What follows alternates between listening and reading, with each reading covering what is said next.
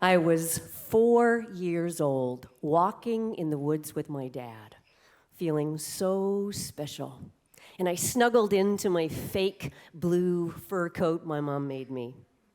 Dad picked me up and he put me on a tree stump and started to talk to me. He didn't baby talk, he just talked to me like an adult. And I don't remember what he said, but I remember how I felt. Being addressed like an adult, I felt like I mattered. And that was the only time I ever felt like that with him. When I was 5, "You're such a disappointment." 7, "Stupid." 13, "Why can't you be like the other girls?" My dad suffered depression, you see, and I didn't understand that then. At 14, I was tall and gangly and uncoordinated, wanting to please my dad. I went to the girls' gymnastics club, which I had 0 interest in.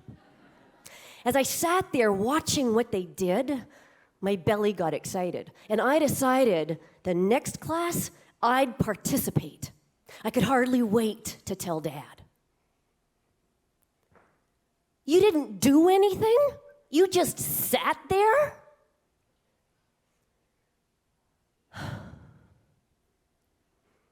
And I went to the bathroom and looked in the mirror.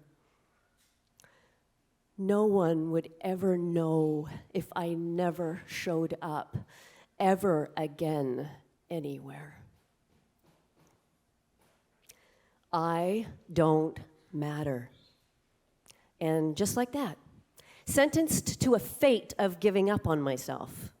In my 20s, I let myself run out of money and couldn't buy food. In my 30s, I had an ovarian cyst, which I ignored and drowned the excruciating pain by popping painkillers with scotch. The wrong relationships I was in again and again and again.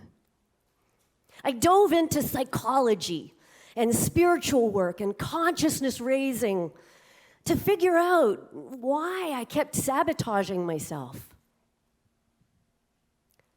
Self-sabotage? I don't matter. So I set out to bust that habit and started a gratitude journal about myself. You know, what I was grateful and appreciated about myself. 5 things every day different. Simple, right? Day 5, I wanted to give up. My hand held my pen heavy and lifeless above my blank diary page. 30 minutes I've been staring at you, and I haven't done anything that mattered today. I could hear Dad's voice. You didn't do anything? I didn't send out the client proposal. My receipts were still a mess in the drawer. The shoes for the shoe repair were still sitting there. I lay back and holding my heavy pen. You know, this is just too hard.